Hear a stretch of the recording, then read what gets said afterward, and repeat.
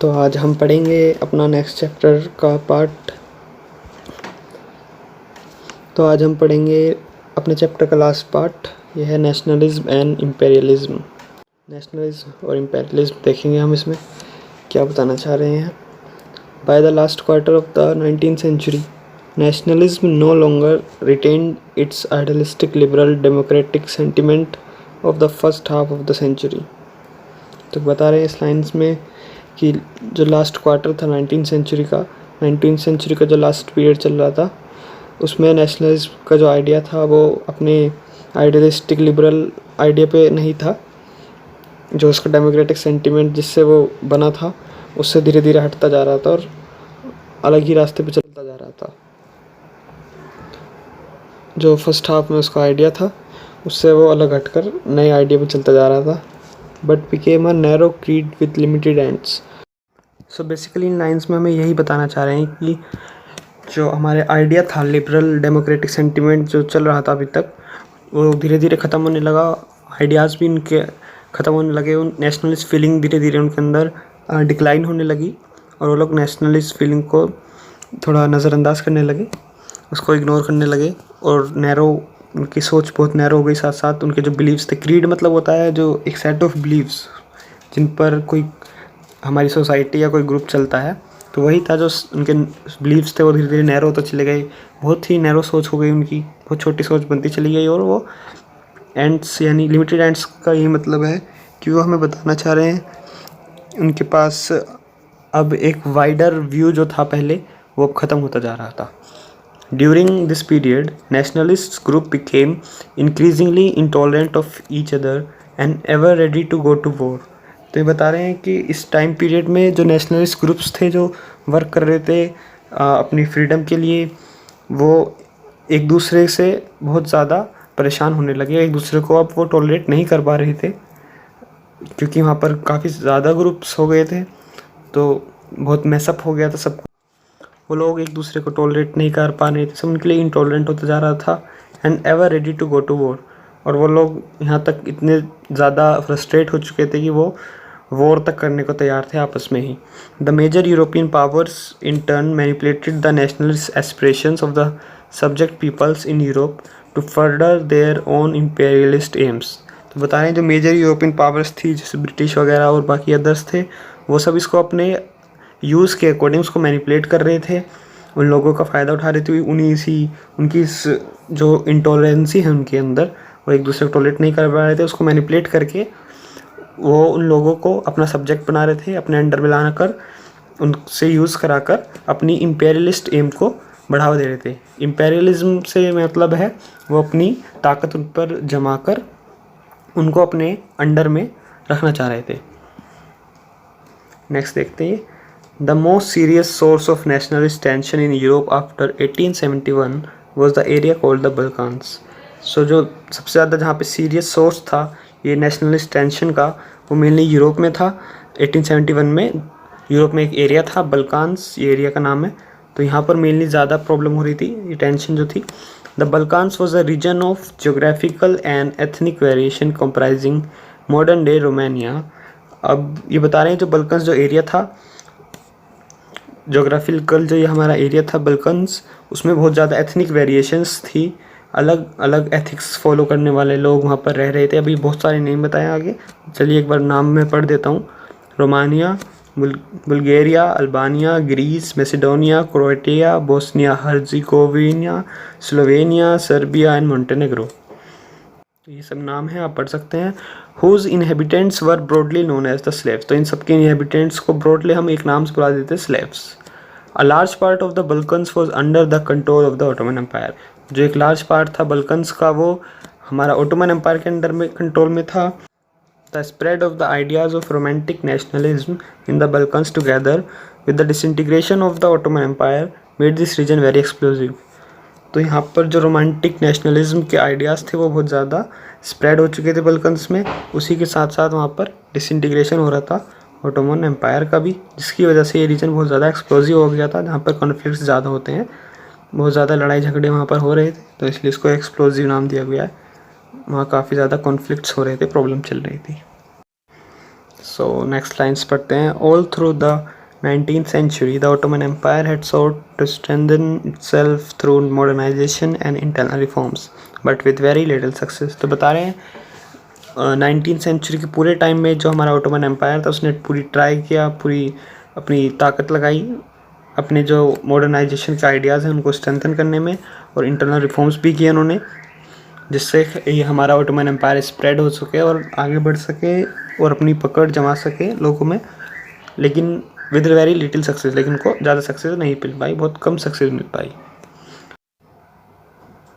One by one, its European subject nationalists broke away from its control and declared independence. तो बता रहे हैं एक साथ एक एक करके हमारे जो यूरोपियन सब्जेक्ट थे जो ऑटोमन एम्पायर के अंडर में थे, कंट्रोल में थे, वो उससे अलग होकर ब्रोक अवे करते चले गए उसके कंट्रोल से, और खुद को इंडिपेंडेंट उन्होंने डिक्लेयर करना शुरू कर दिया. The Balkan peoples based their claims for independence or political rights on nationality and used history to prove that they had once been independent but had subsequently been subjugated by foreign powers. तो इस lines में हमें बता रहे हैं जो Balkan के लोग थे वो हमें उन्होंने क्लेम दिए, उन्होंने दावे किए इंडिपेंडेंस के, पॉलिटिकल राइट्स के, अपनी नेशनैलिटी की बेसिस पे, और उन्होंने हिस्ट्री का यूज़ किया. उन्होंने हिस्ट्री से प्रूव दिए कि वो एक बार पहले से ही वो इंडिपेंडेंट थे, और उसके बाद धीरे धीरे उनके ऊपर फॉरेन पावर्स ने अपना एडमिनिस्ट्रेशन लागू किया, उनके ऊपर अपना कंट्रोल किया. वो इनिशियली वो इंडिपेंडेंट अपनी एक कंट्री के रूप में या अपने एक इंडिपेंडेंट स्टेट के रूप में एग्जिस्ट करते थे. तो उन्होंने प्रूव किया कि हम पहले भी इंडिपेंडेंट थे, हमें अभी इंडिपेंडेंस भी चाहिए आपसे. Hence the rebellious nationalists in the Balkans thought of their struggles as attempts to win back their long lost independence. तो जो ये बता रहे हैं कि जो रिबेलियस नेशनलिस्ट थे बल्कन्स में, उन्होंने सोचा कि ये जो स्ट्रगल कर रहे हैं और ये अटेम्प्ट कर रहे हैं वो अपनी लॉन्ग लॉस्ट इंडिपेंडेंस को वापस पाने के लिए कर रहे हैं, और उसी के लिए वो ये सब नेशनलिस्ट मूवमेंट्स कर रहे हैं. As the different Slavic nationalists struggled to define their identity and independence, the Balkan area became an area of intense conflict. तो जैसे जैसे जो स्लेविक नेशनलिस्ट थे, स्लेविक लोग थे, वो स्ट्रगल कर रहे थे अपनी आइडेंटिटी को फाइंड करने में, उसको डिफाइन करने में, और अपनी इंडिपेंडेंस को, जो बल्कन एरिया था वो इसी बीच में एक इंटेंस कन्फ्लिक्ट का एरिया बन चुका था. The Balkan states were fiercely jealous of each other and each hope to gain more territory at the expense of the others. तो जो बल्कन की स्टेट्स थी डिफरेंट वो सब एक दूसरे से बहुत ज़्यादा जेलस फील कर रही थी, और सब ईच ऑफ देम होप्ड, तो वो सब के सब होप कर रहे थे कि वो ज़्यादा से ज़्यादा टेरिटरी को कवर कर ले अपने एरिया में eight the expense of the other. तो बताने कि अगर दूसरे को उससे प्रॉब्लम होती है तब भी वो अपनी टेरिटरी को एक्सपेंड करेंगे उसके एक्सपेंस पे, मतलब किसी को अगर लॉस भी हो रहा है तो हम उसके एक्सपेंस पर भी अपना फ़ायदा करने को तैयार हैं. वही बता रहे हैं इस लाइन्स में. Matters were further complicated because the Balkans also came scene of big power rivalry. तो बताया जो मैटर हुआ, ये सब मैटर हुए, वो कॉम्प्लिकेटेड होता जा रहा था क्योंकि जो बल्कन्स थे वो एक सीन बन गए बिग पावर राइवलरी के. अदर यूरोपियंस पावर के लिए वो एक पावर राइवलरी बन रहे थे, यानी उनके दुश्मन बन रहे थे जो उनको एक टक्कर दे सकता था. During this period, there was intense rivalry among the European powers over trade and colonies as well as naval and military might. तो बता रहे हैं इस टाइम पीरियड में जो इंटेंस राइवलरी हो रही थी किसके बीच में, यूरोपियंस के बीच में और बल्कन्स के बीच में, ट्रेड को लेकर और कॉलोनीज़ को लेकर और जो टेरिटरी है उसको लेकर, as well as naval and military might. तो जो हमारी नेवल मिलिट्री होती है और जो हमारी आर्मी होती है यानी कि लैंड वाली मिलिट्री, उसको लेकर भी लड़ाई हो रही थी. बहुत ज़्यादा इंटेंस राइवलरी हम देख सकते हैं, ये बता रहे हैं बार बार. These rivalries were very evident in the way the Balkan problem unfolded. तो बता रहे हैं जो राइवलरीज थी वो बहुत इंपॉर्टेंट थी, और एक तरह से बाद में इनका इफ़ेक्ट जो आया वो ये था कि बल्कन की जो प्रॉब्लम थी वो अनफोल्ड हो गई. इसके बाद each power, Russia, Germany, England, Austro Hungary was keen on counting the hold of other powers. तो इससे क्या हो रहा था, सब एक दूसरे को दबाने की कोशिश कर रहे थे, सब एक दूसरे की पावर्स पर बहुत ज़्यादा आंखें गड़ाए हुए थे, ये Russia, Germany, England, Austria, Hungary सब एक दूसरे पे ही फोकस कर रहे थे। उससे क्या हुआ, बल्कन्स को फ़ायदा हुआ और and extended its own control over the area. तो इससे क्या हुआ, बल्कन्स ने अपने एरिया पे अपना ही कंट्रोल जमा लिया और उसको बढ़ाते चले गए। This led to a series of war in the region and finally the first world war. तो इससे क्या हुआ, एक सीरीज़ बन गई वॉर की और फाइनली फर्स्ट वर्ल्ड वॉर हो गई।